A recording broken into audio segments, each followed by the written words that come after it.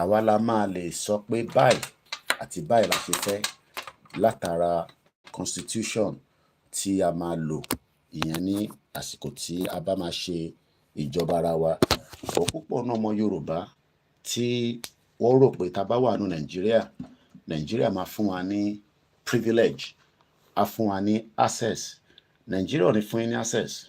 Ṣe ni Nàìjíríà máa blọ́ọ̀kì gbogbo ọ̀nà tí ó jẹ́ kí a fi máa rí àṣeyọrí gẹ́gẹ́ bí ọmọ Yorùbá. And this is no longer, acceptable. This is no longer, in tí a lè accept gẹ́gẹ́ bí ọmọ Yorùbá. In tí a fẹ́ nísìn ni pé kí wọ́n jẹ́ ká jọ jókòó, mo kí Tokyo 778, kí a jọ béèrè lọ́wọ́ ara wa, ṣé a sì fẹ́ wà nínú country yìí àbí àṣemọ́. Wọ́n ò lè force wa, ẹ má bínú, wọ́n ò lè force wa if we refuse pé a fẹ́ Nàìjíríà mọ́. Wọ́n ò ní any reason láti force wa because ẹ̀tọ́ ni ká béèrè, ká dẹ̀ dá wa lóhùn. Àwọn tá à ń béèrè lọ́wọ́ ẹ̀ kò ń ṣe àwọn international community. Àwọn olóṣèlú Nàìjíríà là ń béèrè ẹ̀tọ́ yìí lọ́wọ́ ẹ̀, and they have no reasons láti má lè dá wa lóhùn nítorí ní tá à ń béèrè kò tí ì pọ̀ jù láti béèrè. It is a right, and that right must be respected. And like I always say, torí I have just 30 minutes for this broadcast. Òun ni pé ká béèrè in the civilized way, which is what we have done. We have not been a nuisance Yoruba citizens. Tó bá jẹ́ pé nuisance ni wá ni, gbogbo alámọ̀ ipa tí a ti máa ṣe látara ìbéèrè tá à ń béèrè. But tó bá wá rò pé bóyá bá ṣe béèrè yẹn, àmọ́ tí a lè ṣe. There's a lot of things that we can do. But for the fact that we want to make this movement to remain non-violent and be as diplomacy and negotiation, because that is what the world is meant to be.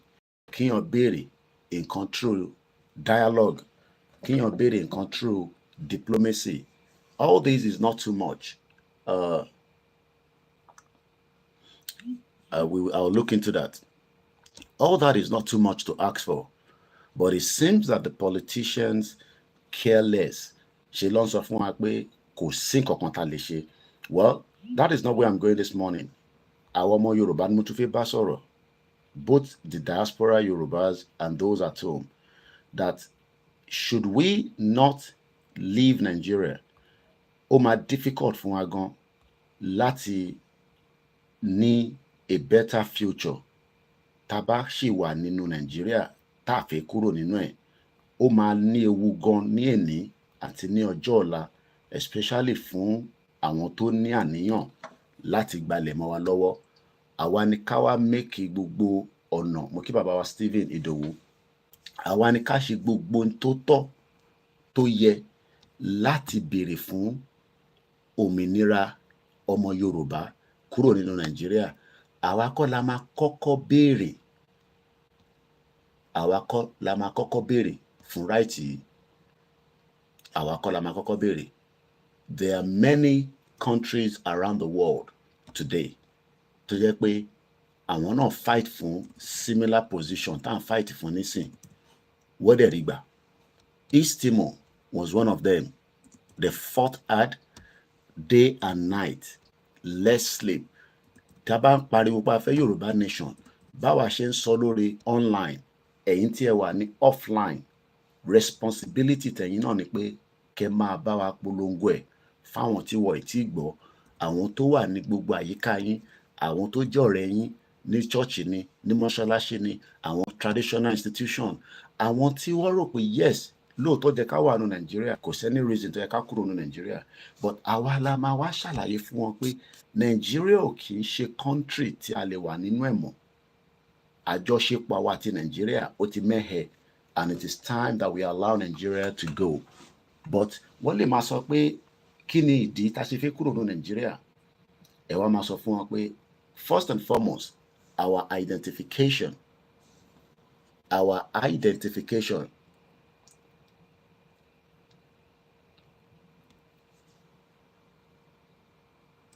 àbọ̀rọ̀ mòye nísìn identification yẹn òun ni pé ǹjẹ́ tí a bá dá dúró ní àwùjọ àgbáyé lọ́jọ́ iwájú, they will be able to recognize us as our own independent country.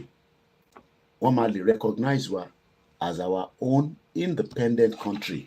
There are about 195 countries around the world today. And tá bá lè kúrò nínú Nàìjíríà, wọ́n máa represent ìlú tiwa, a máa ní foreign àti engagement pẹ̀lú àwọn àgbáyé, àwùjọ àgbáyé. But tá bá ní ká wà nínú Nàìjíríà, àwa máa lo Nàìjíríà fi engage. Nàìjíríà ti bo ìtàn pè ní ìran ọmọ Yorùbá mọ́lẹ̀. Ìyẹn la ṣe gbọ́dọ̀ gbé ẹrù yìí sórí títí tá máa fi sọ̀kalẹ̀. Elédùmarè ọba tó dá wa, tó fi wá mọ̀nà títí di wákàtí, kò ní ṣì wá lọ́nà. In táwọn kan fẹ́ jẹ́ ká ṣe ni pé bá ṣe ń béèrè fún ráìtì, ó fi máa ṣì wá lọ́nà. Ẹrù tẹ́ gbé yìí, ẹrù yìí ti wúwo jù, ẹrù yóò ṣe tí a lè gbé nísìnyí, ẹ jẹ́ ká jẹ́ kó di another 50 years from now. Kí ló dé tá ṣe gbọ́dọ̀ jẹ́ kó pé 50 years ká tó demand fún ráìtì wa? Why should we wait 50 years ká tó máa béèrè fún ráìtì wa nígbà tá lè béèrè fún ráìtì yẹn nísìn? Why must we wait for 50 years? It's because àwọn yẹn mọ̀ pé tá bá dúró 50 years, àwọn máa lè láǹfààní àti jí gbogbo tó ń bẹ lórí ilẹ̀ ọmọ Yorùbá. Tó bá dẹ̀ ti jí tó pọ̀, kò ní tán lóòótọ́, but àwọn á máa fi yẹn fi oppress àwa tó kù. And that cannot be acceptable, because orí kan ju orí kan lọ. Ọmọ Yorùbá tó ń bẹ níta tó ń gbádùn, tó ń sọ fún yín pé òun gbádùn, kò sọmọ Yorùbá tó wà ní diaspora, bó níwèé bó níwèé, ó sì wà better off more than ọmọ Yorùbá tó ń bẹ nínú ilé. Mo ń wo fídíò ọmọ Yorùbá kan lórí X tó ń pè ní Twitter, tó náà wà ní Baghdad, pé visa Baghdad nísìn ó ń pẹ́ láti ṣe látara pé ibẹ̀ làwọn èèyàn tó fẹ́ máa lọ. Mo wá ń béèrè pé kí ló wà ní Baghdad tí a máa kúrò ní ilẹ̀ tiwa tá a máa náà lọ sí Baghdad? Because a rí ilẹ̀ tiwa as an opportunity mọ̀. That is the reason why tí ọ̀pọ̀lọpọ̀ wa ta ṣe sọ pé a fi kúrò nínú Nàìjíríà, a fi lọ sí Libya. Kí ló wà ní Libya ta fi kúrò nínú Nàìjíríà fún? Tó bá jẹ́ pé Nàìjíríà, bó ṣe sọ fún wa, is the giant of Africa. We don't have to leave Nigeria and travel through the Mediterranean Sea, through the desert, láti lè dé Libya. Torí ìrìn àjò Libya kò ní fún yín ní visa. That means pé many people are traveling through the desert láti northern part of Nigeria láti lè cross dé Libya. Wá ní táwọn bá dé Libya, àwọn á cross wá sí Europe. Lóòótọ́, Europe is a safe haven, but ilẹ̀ Yorùbá gbọ́dọ̀ jẹ́ safe haven fún wa ni. Pé tá bá tẹ̀ jí níjọ́ kan pé ibo ni mo fẹ́ lọ lágbàáyé, ó jẹ́ kíyàn lè máa sọ pé ilẹ̀ Yorùbá níyàn fẹ́ lọ. But ìtọ́ wa ń ṣe ni pé wọ́n ń divert attention wa kúrò lórí ilẹ̀ wa. Wọ́n ní ká máa káàkiri, ká máa wá ẹni tó sọnù. Wọ́n ní ká máa wá kíni ẹni tó sọnù. And that is the reason why tí gbogbo wa ta ṣe ń káàkiri all over the world today. We're going from point A to point B. A fẹ́ gba visa, a fẹ́ lọ Germany, a fẹ́ lọ kàwé ní Canada. Nígbà tá a ní ọ̀pọ̀lọpọ̀ ibi tí wọ́n ń pè ní ilẹ̀ tá lè fi build a better institution, èyí tá ti ní tẹ́lẹ̀ tá lè equip tẹ̀. Ìyẹn àwọn universities wa, Ọbáfẹ́mi Awólọ́wọ̀ University ni, gbogbo àwọn universities tá ní across Yoruba land today, láti Kwara State dé Kogi State. But tá bá remain in the entity block táwọn West, because West gangan ló ń sọ fún yín pé kẹwàá ní Nàìjíríà, àwọn náà confuse yín through àwọn programs wọn tó máa ń ṣe. Wọ́n náà ń ṣe IMF, wọ́n ń ṣe World Bank, wọ́n ń ṣe kinní kan tó ń pè ní SDG goals. We have approximately about probably another 10 minutes to the end of this broadcast. Now, màá sáré ka the 17 SDG goals tí ayé ò ní parẹ́. So bí ọkọ̀ bá sọ fún ayé máa parẹ́, bàbá rọ ló wà bẹ́ẹ̀. Èèyàn tó ń bẹ nínú ayé ló máa lọ, a máa bí sí, a máa kú sí. Bá a ti ń sọ̀rọ̀ yìí, àwọn kan ti kú tílẹ̀ fi mọ́ báyìí. bá a ṣe ń sọ̀rọ̀ báyìí ní hospital ní gbogbo àgbáyé wọ́n ń bí àwọn èèyàn sí, but the world is telling us lies. Wọ́n máa sọ fún wa pé the world is a small place. Àti pọ̀jù nínú ilé ayé yìí, àwọn kọ́ ló máa determine yẹn. Elédùmarè tó dáyàn kankan sí gbogbo ibi tó dá wa sí, ó mọ tó dá, ó mọ purpose tó fi dá wa, but àwọn international community, àwọn west, àwọn globalist olórí burúkú ni wọ́n. Àwọn ni kán má ṣàǹfààní, àwa gbọ́dọ̀ ṣàǹfààní. Now wọ́n fẹ́ restrict ilé ayé tiwa for their own benefit, and we must not accept that. We must say no to that. But báwo la ṣe fẹ́ sọ no sí nígbà tó jẹ́ pé àwọn tá à ń bá sọ̀rọ̀ gan ṣe lọ sọ pé ẹ má da gúnlẹ̀ o, ẹ má da wàhálà lẹ̀ ẹ̀yin ọmọ yìí o, ìtẹ́ ń ṣe yìí ó máa dọ́gúnlẹ̀ o. Wọ́n mọ̀ pé kò sọ̀rọ̀ ogun kankan níbẹ̀. Tọmọ Yorùbá bá mọ̀ pé ní Àpápá, àwa la ní Àpápá, but púpọ̀ nínú yóò mọ̀ pé Àpápá port is controlled by outsiders. Orí omi tẹ́ni ẹni yẹn ẹ̀yin kọ́ lẹ̀ ń control ẹ̀. Àwọn globalist àwọn ni wọ́n ń control ẹ̀. Àwọn kí ni mo pè? Àwọn globalist àwọn ni wọ́n ń control orí omi tí ẹ rò pé ẹ̀yin lẹ ní, ẹ̀yin kọ́ lẹ ní. Omi yẹn kì í ṣe tọ̀dọ̀ ti yín mọ́. The water is no longer for us.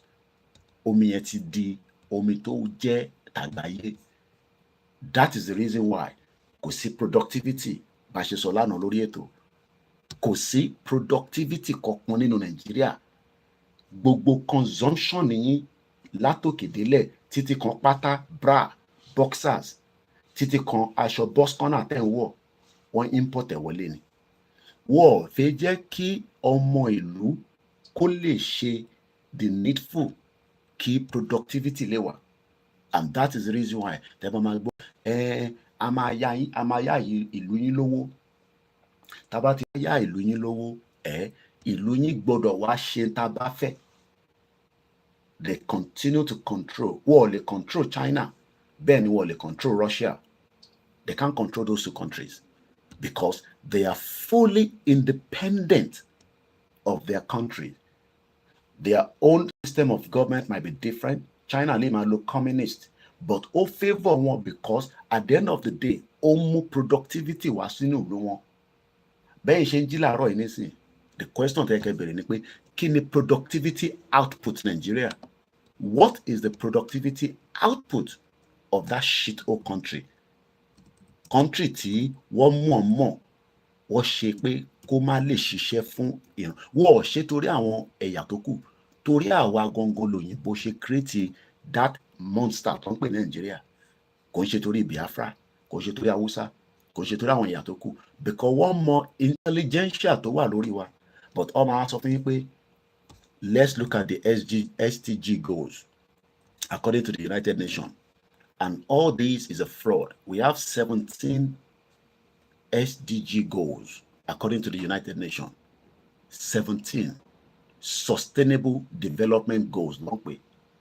Tí ẹ máa fi dàgbà, tí ẹ máa fi dògbò, tẹ́ máa fi kú, nírẹ̀ ẹyọ kan nínú SDG goals tó máa ṣẹlẹ̀ nínú Nigeria. You will not.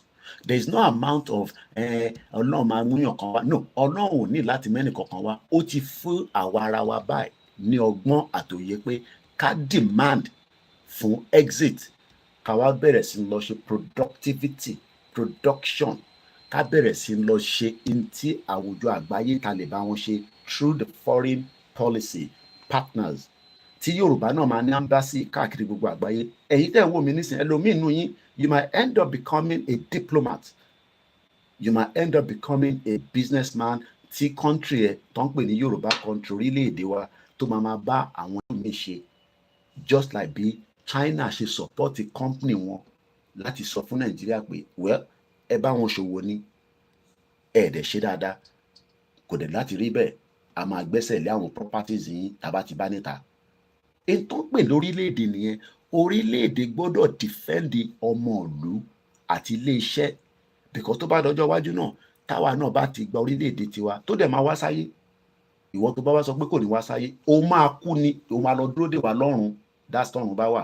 Àwa máa ṣe ilẹ̀ Yorùbá, àwa pàdé ẹ̀ lọ́run, because ẹlẹ́nu yọ́bọ́rọ́ ni púpọ̀ nù yín tẹ́ máa ń sọ pé Yorùbá country ó lẹ́fẹ́. But àṣìṣe orí yín tó pé yẹn tẹ wà nù Nàìjíríà tó yẹ pé Nàìjíríà tó yẹ pé for 60 years plus ẹ̀ ráṣeyọrí ṣe níbẹ̀, bàbá tó bí ọ̀rá àṣeyọrí ṣe nínú ẹ̀, àṣeyọrí tí bàbá ẹ̀ ṣe gbogbo lẹ́yìn pátálẹ̀ ti tà tán, gbogbo properties tí bàbá ẹ̀ ní àtìyẹ́ ẹ̀ ní, gbogbo gold táwọn ọmọ sí wá ní, kò sáwọn ìyá wa tó ní gold lọ́wọ́, gbogbo ẹ̀ lọ́ ti tà dànù, àti tà fáwọn málà ní Yaba, ní Mushin, lójú Ẹlẹ́gbà, lẹ́kìtì, ní Ọ̀yọ́, ní kinní kan, ní Ọ̀ṣun state, gbogbo gold táwọn ìyá yẹn rà, wọ́n wá tún wá ra gold yẹn wá lọ sí Italy wá lọ máa ra góòlù. Ṣẹ́yìn mọ̀ pé góòlù tó ń bẹ nílẹ̀ Yorùbá ní Ọ̀ṣun state ṣe mọ̀ pé ó pure ju èyí tó rà níta lọ, but nígbà tó jẹ́ pé òyìnbó sọ fún yín pé no, gbogbo tó wà ní abroad òun nìkan ni ó ń ṣiṣẹ́, gbogbo tó bá wà láfíríkà smelly smelly ni kò ṣiṣẹ́, but wọ́n dẹ̀ ń wá sínú smelly smelly yẹn, wọ́n ń jí nǹkan nínú bẹ̀, wọ́n ń kó lọ síta. àwa ń rí kòkó tó dáa ni wọ́n fi ń ṣe kọ́fì táwa mu. I'm sure pé kòkó ìyá kan ní last week ní north wọ́n ló jẹ́ expire cassava, àwọn kan níṣẹ́ expire cassava wà tí wọ́n bá ṣàti jẹ́ òkú dànù nìyẹn. Fùfú wọ́n ń ṣe ní Ìlaro, ó jẹ́ ká máa export ẹ̀, many opportunities wà, but olóṣèlú sọ fún yín pé no, ẹ jẹ́ ká máa dìbò 4 years. Àwọn olòṣì, àwọn olórí burúkú wọ́n ní kẹ́ máa dìbò 4 years because wọ́n mọ̀ pé 4 years yẹn, láàárín 4 years tẹ bá lọ wo family Ajímọ̀bí nísìn wọ́n sì ń gbádùn ayé wọn, bàbá wọn kú kò má tà, ìyàwó ẹ̀ ń gbádùn pẹ̀lú àwọn ọmọ. Tẹ bá lọ wo Búrìjí Kàṣámù, àwọn family àmà gbádùn. Tẹ bá lọ wo Akérédolú tó ṣẹ̀kú láìpẹ́ yìí, kódà ìyàwó ẹ̀ sì ń jà sí property báyìí. But àwa tí wọ́n ní wọ́n ṣèjọba lé lórí, ilé ayé wa kò lọ síwájú, ṣe ló takú bíi ti fáànù Ìbò. Now, for the last part of the program, let me give you the 17 sustainable goals. Kí wọ́n náà wá máa bèrè pé nínú 17 sustainable goals yìí, according to the United Nations, the 2030 a wà ní 2024, ó kù 7 more years. 2030 agenda for the sustainable development goal was adopted by the United Nations ní 2015 àti olórí burúkú Buhari tí gbogbo wọn sọ pé ẹ nífẹ̀ẹ́ nísìn. Ní 2015 the United Nations adopted that pé tó bá máa fi di 2030 ó jẹ́ kẹ́tì ní good pipe borne water, ó jẹ́ kí security wà, ó jẹ́ kí kinní kan wà, bọ̀ máa sáré kà fún yín ká tó pàtó yìí in just 5 minutes. They were created with the aim of peace and prosperity. Lénìí kò sí sinmi fún ọmọ Yorùbá, kò sí prosperity, kò sí peace, torí ẹ lè rí peace yẹn as long as àbá wà ní Nàìjíríà. Bẹ́ẹ̀ ni èmi dé Ìlaro dáadáa ní ẹ lè sọ Ìlaro fún mi. Fùfú tó ń bẹ níbẹ̀ ó jẹ́ ká máa export ẹ̀ lójoojúmọ́ jáde ni. Ó jẹ́ kó máa ta fùfú wa ní Tesco, ní Sainsbury's, ní Walmart, ní Costco, ní African countries, torí àwọn ìyá tó ń ṣe fùfú yẹn wọn ò lè bìtẹ̀, ó dẹ̀ níṣẹ́ tó ń ṣe lára. But nígbà tá a bá tẹ̀ mọ́ ta fẹ́, ó fẹ́ Nàìjíríà, but ilé ayé ẹ̀ ó stock. But púpọ̀ náà àwọn tí wọ́n fẹ́ Nàìjíríà olè ni wọ́n, olórí burúkú ọmọ àlè ni wọ́n, olè ni yín, torí pé nínú Nàìjíríà tó ní system tó ń ṣiṣẹ́ kẹ́ intimidate ara yín, kí Davido intimidate yàn kan. Ta ni Davido? Níta tí Davido bá ṣẹ̀ a gbọ́dọ̀ gbé lọ sí court, a gbọ́dọ̀ report ẹ̀. But ní Nàìjíríà ẹ kàn ń lo super power, kìíní kan super power. Now, let me read quickly these sustainable goals and then I will end this broadcast. Sustainable Development Goals, òun náà pè ní SDG, ẹ ti máa gbọ́, wọ́n máa ń ṣe program kan, wọ́n ṣe kìíní ìrọ́lọ́pàá.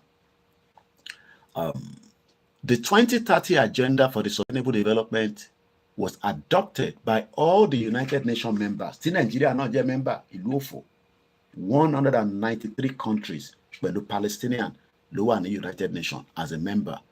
United Nations ẹ fún yàn country, ó máa apply as a membership ni láti sọ pé ó fi di country. So tẹ́ bá rò pé UN máa ń ní country, you are bloody wasting your time. This was created in 2015. Created 17 World Sustainable Development Goals, don't pè ní SDG. They were created with the aim of peace and prosperity for the people and the planet while tackling climate change and working to preserve oceans and forests. The SDGs highlight the connection between the environmental, social, economic aspect of sustainable development. Sustainability is at the center of the SDG. The short titles of the 17 SDGs are: number 1, say no to poverty. Poverty lẹ́ ń sùn tẹ́ ń jí. Inú poverty lẹ́ ti ń ṣe jigijigi. Inú poverty ni wọ́n bí gbogbo wa sí, yàtọ̀ sáwà kan tí Ọlọ́run kàn fi díẹ̀ kẹ́ wa ni. Inú poverty lẹ́ ń gbé. Even inside your Lagos state, poverty lẹ́ ń gbé. Smelly ìyẹn ló ṣe gbé 100 million lọ́wọ́ Dangote. Tí Dangote ní ṣe bẹ́ẹ̀ gbọ́wọ́ lọ́wọ́ òun ẹ̀ fọ́hùn ní crude oil náà. Àdéhùn ni pé òun á jílẹ̀ mọ́ yín lọ́wọ́, but àwọn ọmọ Ìgbò lẹ́ máa lè dé mọ́. Gbogbo lẹ̀ tí Dangote gbà tó fi ṣe refinery nísìn, ìdíwò lẹ̀ mọ́ nísìn. Ọmọ kì í ṣèdí bẹ́ẹ̀ bẹ̀rẹ̀ ká gbélẹ̀kẹ̀ lẹ́sídẹ̀ ọ̀lọ́mì. Ẹ ti gbélẹ̀kẹ̀ báyìí nísìn, ilẹ̀kẹ̀ tẹ́lẹ̀ gbé fún Tinubu, Fúlàní ti gbà lọ́wọ́ ẹ̀. Stupid people. No poverty, ìyẹn ni number 1 SDG goals. So ẹ máa gbọ́ SDG goal number 1, by 2030 kò gbọ́dọ̀ sí poverty, but the world is evil. Wicked world nílé ayé tá à ń gbé. Àwọn fẹ́ máa jayé, káwa máa tọrọ lọ́wọ́ wọn, ká máa fún wa ní peanut. Ó yá ẹgbà gúgúrú àtẹ̀pà níbẹ̀ yẹn. Even though wọ́n mọ̀ pé that is not the only way tí gbogbo ayé máa fi wà better. Ẹ fún olúkálukú ní access sí gbogbo medicine ni, technology ni, training ni. That is what they should be giving us. Nídìí kíyàn kan máa fún wa ní handouts. Because of my time, I gotta move swiftly. Number 2, zero hunger. Ìrọ̀lẹ́pa. Ebi o, ó ti wà lára SDG goals láti 2015. Olórí burúkú Buhari gbogbo ìgbà tó ẹ̀mẹ́jọ tó lọ sí United Nations ṣe ló lọ endorse àwọn Palestinians pé kó jẹ́ kó gba country. Nínú abẹ́ ìdí ẹ̀, dead or alive, jọ àmọ́ bí ó ti kú bó wà láyé. Nínú abẹ́ ìdí ẹ̀, àwọn tó ń béèrè fún ẹ̀tọ́ wọn ṣe ló ní kó lọ pa gbogbo wọn. Olórí burúkú ọmọ Fúlàní. Now, good health and well-being. Mo sọ fún púpọ̀ nù yín kò sẹ́ni tí kò lè sick, but tí bá sick nílùú yìí ó ti di dandan pé NHS gbọ́dọ̀ tọ́jú mi.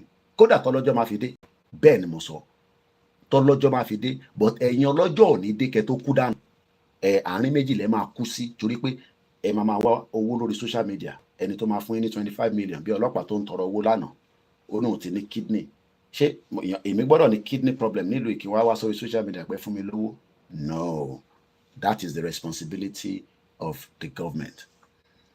Ìyẹn ni number 3, quality education. Ibo lẹ ti fẹ́ rí? Ibo lẹ ti fẹ́ rí nígbà tí páànù gbogbo school ti ṣí tán pátápátá? Níbo lẹ ti fẹ́ rí? Níbo lẹ ti fẹ́ quality education?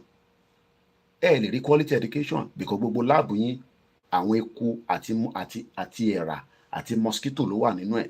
At least èmi tẹ́ wà ní secondary school Abẹ́òkúta grammar school nígbà tá a bá lọ sí biology lab, ó ṣì wà moderate. Ọpẹ́lọpẹ́ diaspora yẹn náà lè máa sọ fún wa pé ká shut up. Orí yín ò pé. Ṣẹ́yìn ti gbàgbé pé diaspora wà lára àwọn tó wà committed láti tún gbogbo school ṣe ní gbogbo ilẹ̀ Yorùbá. Ẹ wá máa sọ fún wa pé ká gbẹ́nu dákẹ́, ká come back home, bomb bastard ní. Ẹ̀yin ti gbàgbé pé diaspora kọ̀ọ̀kan tó kàwé lẹ máa ń lobby pé ó yá a fẹ́ ra telescope, a fẹ́ tún blọ́ọ̀kì kan ṣe. Àwa dáwó ṣe dá títí. Èmi ò bá wọn dámọ̀ láti bí ọdún 4 kan nísìn. Mo tẹ̀ ti yẹra mi kúrò nínú gúrùpù tèmi ní Abẹ́òkúta nígbà tó yẹ pé gbogbo wọn àwọn kan ní kíní mo ya yọra mi kúrò. Ó ti yé gbogbo nísìn. Mo ní láti bẹ́ anybody torí ẹni bá pé ẹ mọ̀ pé ìran Yorùbá gbọ́dọ̀ dá dúró. So ẹ ní ever rí quality education. Mo dẹ̀ sọ fún yín pé business center ní education ẹ̀ka ọ̀rọ̀ ẹ̀gbọ́n mi triple DRS. Business center òun ní education system UK. Bóun ẹ̀ kó lọ jí owó UK máa gbà lọ́wọ́ ẹ̀ kó wá fi kàwé, kò sí tó kàn wọ́n. Kódà àwọn tó ń ṣe drug, mo sọ fún yín lánàá, wọ́n wà ní UAE tí wọ́n fi wọ́n sílẹ̀. Wọ́n wà ní UAE, but púpọ̀ nu yín ẹ̀ ní ever rí irú owó tẹ máa fi wá kàwé ní bíbá. Irọ́ lẹ máa pa. Tẹ bá dé bíbá ìtàn ní sẹ́ get stock. Wọ́n pọ̀ nílùú yìí ojoojúmọ́ ló ń pè mí Koiki. Kí la máa ṣe owó ta fi sanwó school? Mo ní mo sọ fún yín kẹ́ tó kúrò Nàìjíríà. Ẹ̀bẹ̀ nẹ́nu mi rùn ni. Ẹ máa bọ̀ kẹ́ wá gbé London. Àjọ máa gbé ní UK ni. Ìyà ò lè jẹ mí. Èmi ti gbàwé tèmi sí bíbá. Ẹ̀yin tẹ́ fẹ́ wá kàwé student nìyín. Dẹ̀ ní right sí public recourse. Tó bá bíbá bẹ́ẹ̀ dá kó lọ apply fún public recourse. Wá sọ fún ẹ pé ò ní right. Mo kí gbogbo yín lẹ́ẹ̀kan sí mo kí ẹ. Now, because I gotta move swiftly because time it was very strained. Mo gbọ́dọ̀ lọ báyìí.